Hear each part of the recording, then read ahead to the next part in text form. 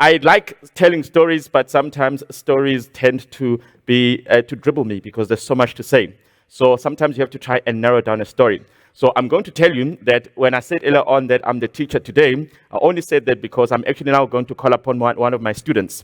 And what makes him one of my students is that a couple of years ago, when I was already in teaching mode, he decided to go and study. And when he decided to go and study, he decided to study something that was going to take a long time for it to be completed. And that's something called a PhD. Now, obviously, this is very important because these days people think they can go to some corner church and get themselves a doctorate, but this is an actual real doctorate. I am essentially his part-time supervisor, so I can tell you that this is a man who not only practices what he preaches, but he's also very deeply committed, not just to the education of others, but also to imparting what he has learned towards educating other people. He also, when he's not studying, and he has a side gig, his side gig also happens to be quite important, and that is the side gig of actually being the Chief Executive Officer of the National Education Collaboration Trust. And I think in his capacity as the CEO of the NECT, he's going to be giving us a reflection on what has really been one of the more impactful models that has been put together in the country. It started all the way in July 2013, so he's about to turn 11 years old. And even though I've said he's about to turn 11 years old, when he gets on stage and you look at his head, you're going to think he looks a bit older than 11 years old. But for the purposes of today, he's only 11 years old. Dr. Godwin Khosa.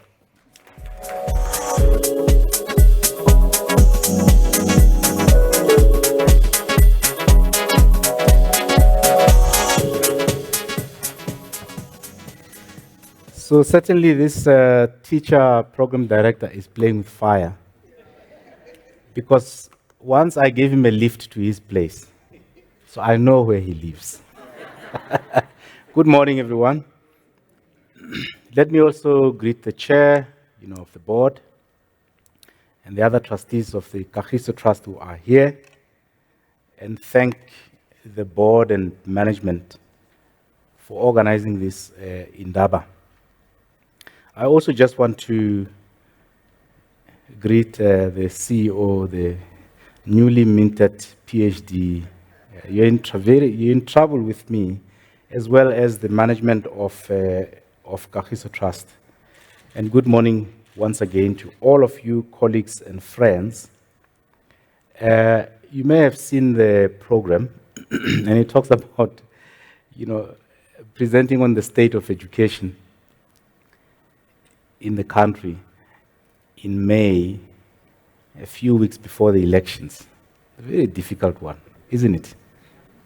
But secondly, if you ask the educationist to give you a sense of the state of education, they'll probably ask for like 3 years to go and look at what the state of education is. They'll most probably come back after the 3 years not agreeing on what the state of education is, because they've got different approaches, different views, they lean onto different research, and so on and so forth. But such is the environment in which we all work together, the quality of education. So I thought, instead of being the clever guy who says what the state of education is, I would rather frame what the state of education, what the assessment of the state of education should look like, provide some highlights within that framing, some insights and some alerts about the state of education. And of course, along the way, make some suggestions. And in so doing, I hope to help to provide a context within which these conversations will take place, and the basis, of course, for the conversations that have to take place beyond, this Indaba. I truly see this Indaba as a start of the conversations that we should have, going forward, because, as the chair has suggested, transforming education takes time and is a very complex, phenomenon that we are involved in. So, I'll also just try to avoid giving you the simple, the statistics that people throw around. I'll throw some bit of the NECT, lessons, particularly, at the end. But if I wanted to be simplistic, honestly, I could be giving you, stats about matric pass rates, learners who can't read without meaning, that sort of thing. And I think the conversation just has to go beyond that, into how actually we work together towards improving, the quality of education going forward. So I then thought I would actually start by, suggesting that most of the time when we talk about the state of education, we of course talk about learner, outcomes. And my view is that the state of education is much more than just, talking about, learner outcomes. At least if you wanted to take the complexity of what we're dealing with, into account. So you'll see my little, diagram, which I've used before to assess what the state of education could be.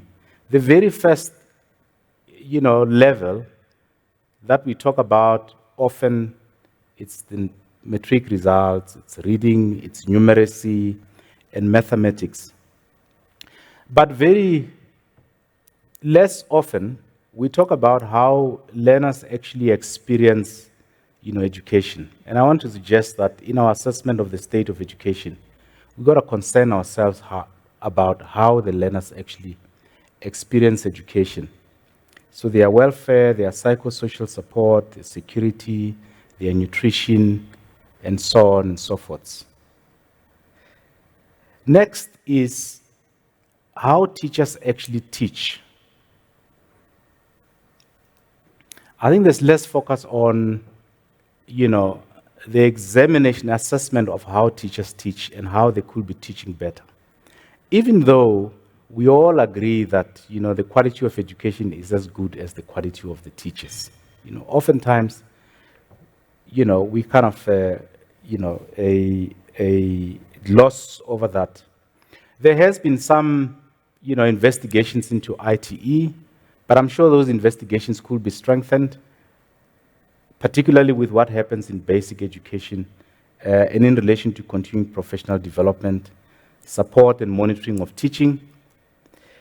The next, of course, that we often talk about, it's resourcing, but there's all sorts of resourcing that we talk about. Some we have control over, some only the state can, work around, whether it's school transport, infrastructure, books, learner-teacher ratios, and so forth. And all of that, I have grouped into a set of things that have to do with what happens at school level. But the state of education should be assessed beyond what just happens at school level. Of course, we'll see the results of what happens in the entire education system at the school level. However, there are other elements that are important in the assessment of the state of education, which are above the school system. And I chose to call those, system capacity and efficiency, aspects. They cover aspects such as policy. Post-2000, we were quite concerned about how the system was focusing too much on policy, and there was a corridor talk, mantra about enough about policy, we must focus on implementation. But I'm sure, 3 decades down the line, we know that policy is also not something that gets put on the side. We've got to revisit policies, on an ongoing basis. There's obviously concerns about how policies get developed. The next is system efficiency. Many of us who work in the school level would not concern about ourselves about participation rate, dropout rates, grades and grades completion and so forth. The last and the least of concerns amongst many of us who work in that space is actually organizational efficiencies.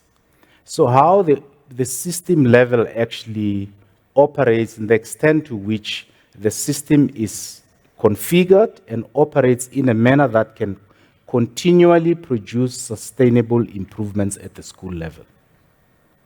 So this is about districts, this is about provincial operations, and this is about even national level operations. So there are some gray areas which I think, going forward, the collective of collaborators may want to put a little more attention on. So having said that, having framed how I think we should look at the state of education, I want to, highlight some insights and comments and suggestions and opportunities and so forth. I would not try and go through all those levels and all the kind of data that is available on each of those. But let's start with the very learner, outcomes, level. So I have shown in my framework that often when we consider the state of education, we do temporal comparisons. So where were we in what year? Is it improving? Is it going down? That sort of thing. So the big statistic that we all know is how many matrics have passed, this year. 82%, 62%, and then provinces are in a log, they talk about that and so on. And I want to argue that in those conversations, often we miss, the key points. So anyway, one of the, good indicators at matric level is bachelor passes. And we know that in 2012, we were about 24% of those who sat for matric actually got bachelor passes. Today, 40.9% of those who sit for matric, go for get bachelor passes. And if you look on the right, the number of those who sit on, for matric, has been in the increase, at least from 2017 to where we are now, even though there's been a slight drop in 2023. And I'm going to comment about that because, it's an area that as a country, I think we need to look at.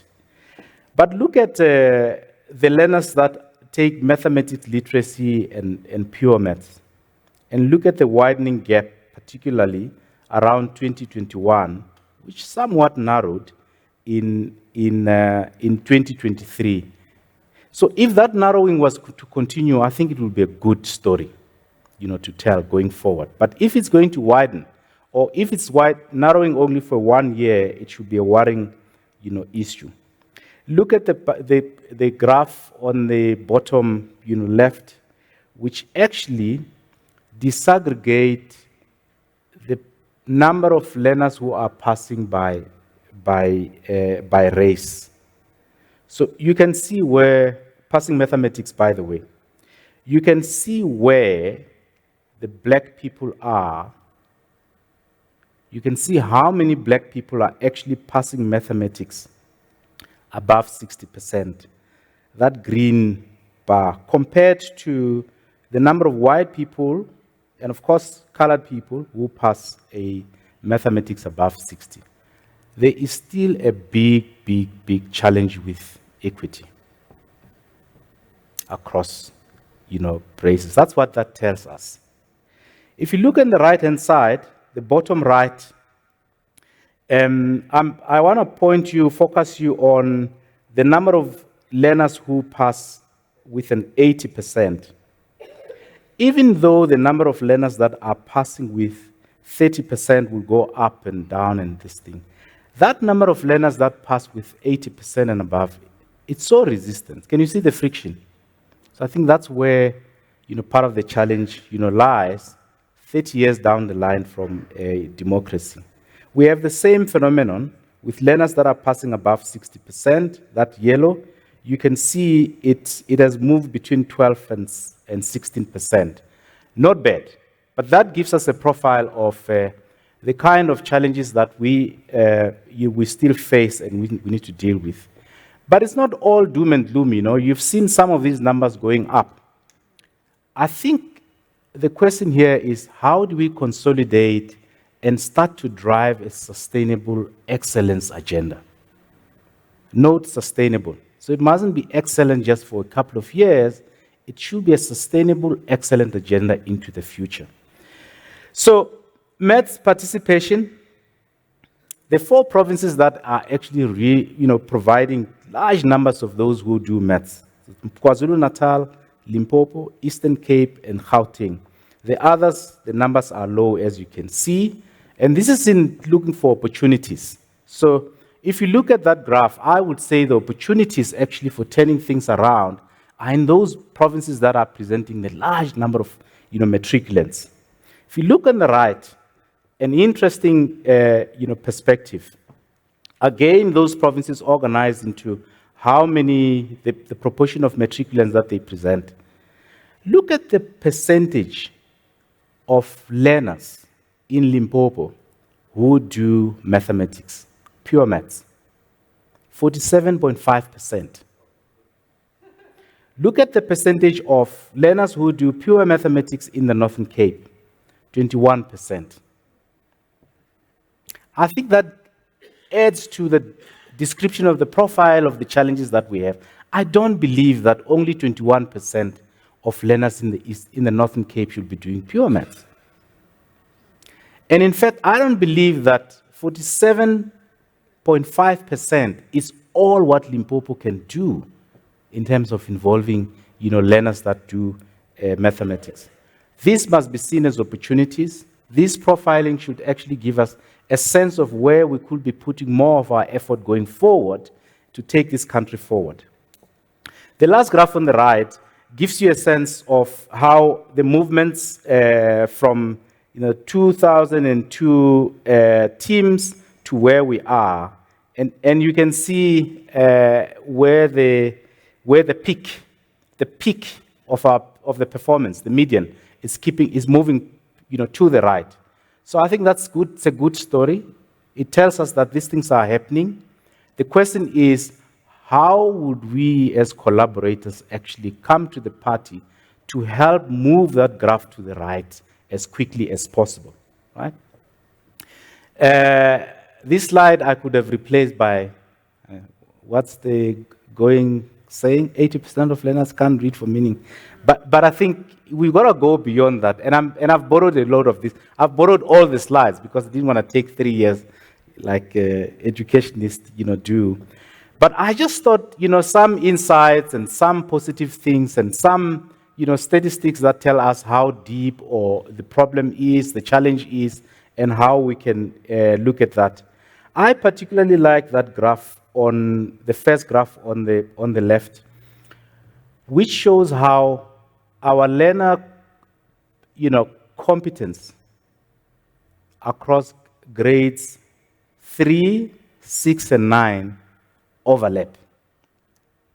So if we're doing any work in the schools on reading, we should know that there is a grade 3 learner who will do better in reading than a grade 9 still.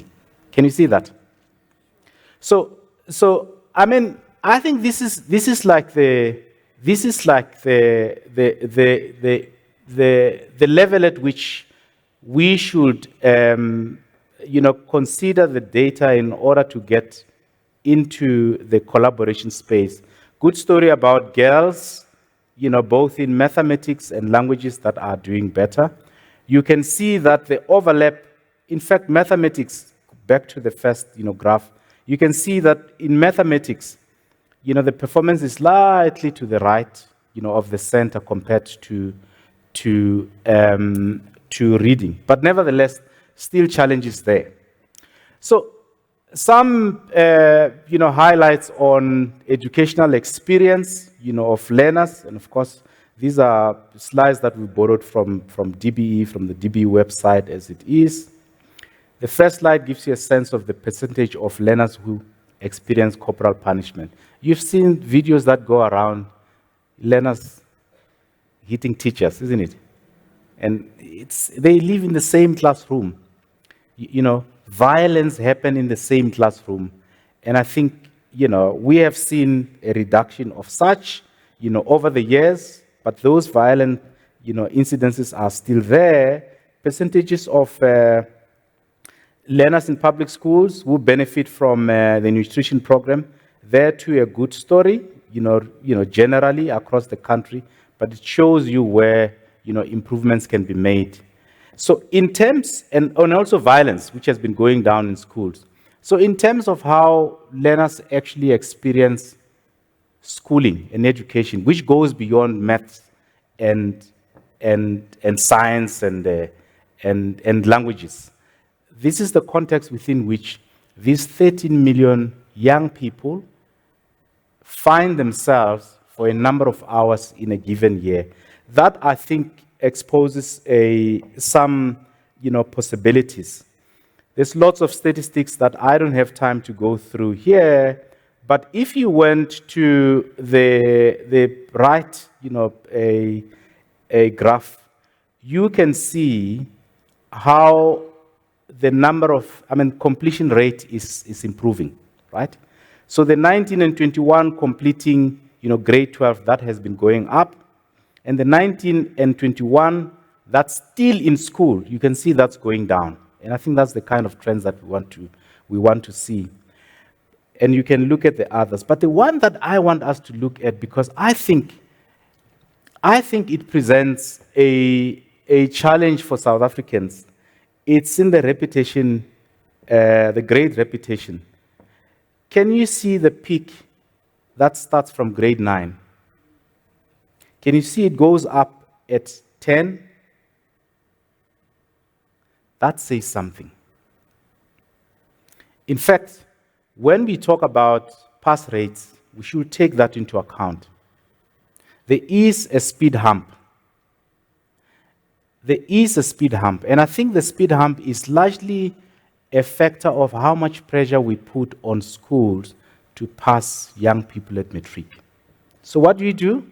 You speed hump, people. You start gaming this system. And I think it's a conversation that the nation needs to have about how we release schools to focus on educating our kids, including not putting them in camps for months before they go and write exams, and make sure that they use their available time for teaching and learning to educate these people. That's why many of these young people who pass and go to university would actually drop out in the first few months of the academic year in universities. I think these are some of the conversations that we want to have. I'm just highlighting this just to give examples, and I did say earlier on that we tend to focus a little more on, a little less on, how teachers teach and how, teaching happens and so on. The NECT with 10 universities is actually initiated a study that seeks to understand how learning and teaching actually happens in classrooms. So that slide actually is a product of a pilot that was carried out in about 40 schools across the country, involving over 900 teachers, observing how they teach. And I found it very interesting, to see statistics from this pilot, some of which suggest that just the basic structure of how we teach, how we organize teaching, how you start a lesson, how you go into a lesson, and how you tie it, together.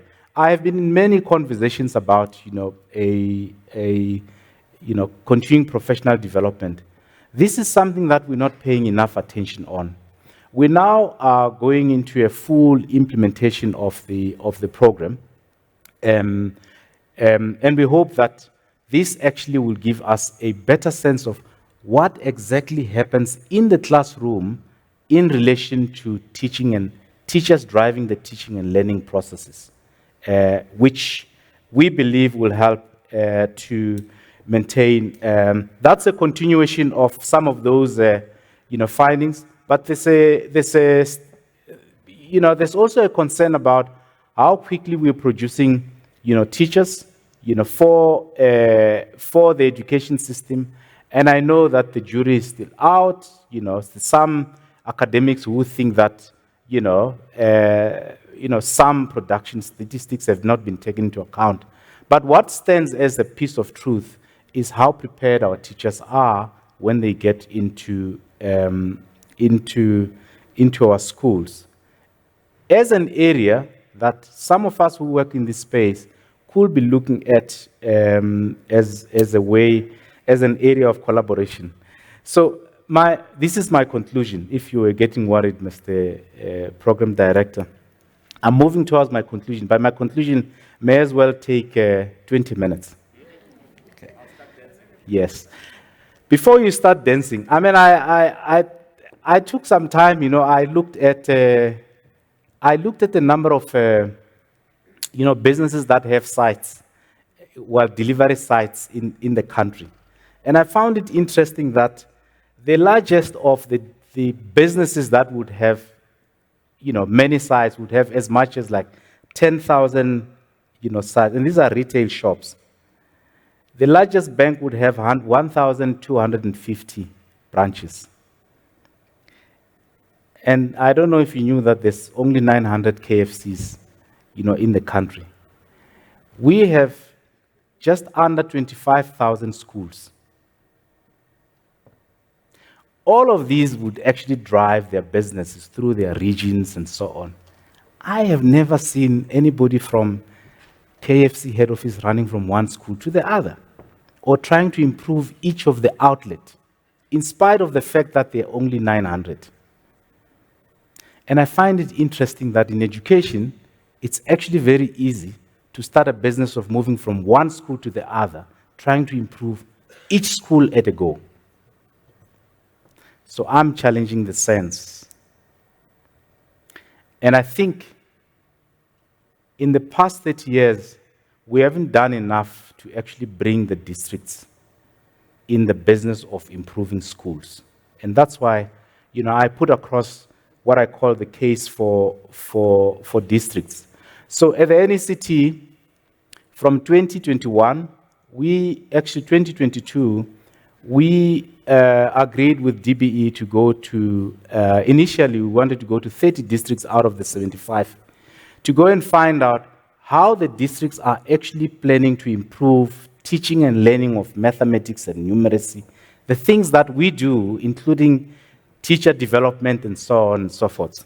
Ultimately, HEADCOM is the heads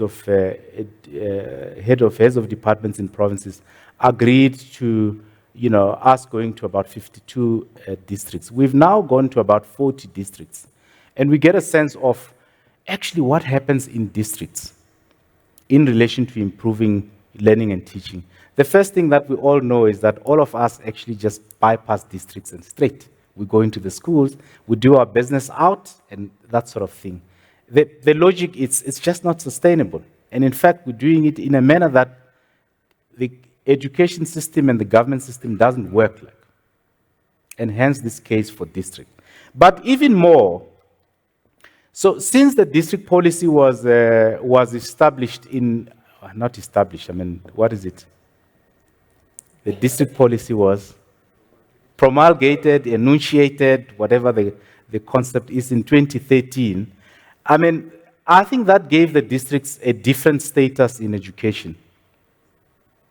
But there is, we argue, still a vacuum in as far as a district discourse and bringing districts to the center of education improvement. Anyway, literature suggests what else districts could be doing over and above what's in the policy, including actually drawing districts to the center of instructional leadership and building the necessary confidence within districts for them to start feeding up instead of just receiving, what comes from national and provincial, but feeding up insights about how to improve, schools. We don't have time to go through that. But the conclusion that we've gotten to, after going through in excess of 30 of those profiles that we have, processed at the NECT, it's very clear that we, at this point in South Africa, we need a discourse, a district discourse that will bring them to the center of education improvement. But for districts to do that, we think there are a range of things that have to be improved in as far as how districts actually operate. The first category of those is just sorting out, in some districts, what are simply hygiene issues. Proper daily planning, meetings, reporting, minutes, follow-up, and so on. Some districts do very well on those sorts of things. Others do very badly. But they are basic things that actually, if they are not in place, you'll never ever see excellence in our lifetime. The second category of issues that we think districts have to be assisted in helping, it's strengthening their operational planning, implementation, monitoring, and feedback. There's many of the district operational plans which actually require a lot of educational strengthening. There's a number of them that require, strengthening of the district operational plans with the plans, the provincial plans, and the national policies. When a strategy on reading is published, issued out by the provincial level, it's got to be processed into practical things that districts have to do on a daily basis, on a weekly basis, on a monthly basis. And we think that that part of the districts require, strengthening. The last part is, has to do with like higher order, systemic aspects. Defining a district discourse, defining what a district excellence would look like. And we think it's only if you have that discourse, which will create a basis of the core of professionals at the district level, who will drive policy implementation, the monitoring of schools, and feedback into the system, continuously. So I wouldn't have the time in the 21 seconds that are left to go into the integrated district improvement program that the NECT has put together, of course with the DBE and some partners, and is rolling out in the provinces. But perhaps the last way to say is that I don't think that the way forward is to create a parallel system.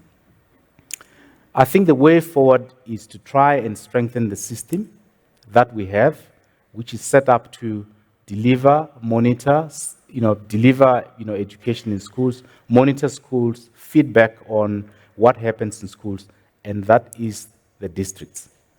So, Chair, Program Director, let me leave it there before you start dancing, and I hope that that will contribute to creating a context within which the conversations will be taken forward. Thank you very much.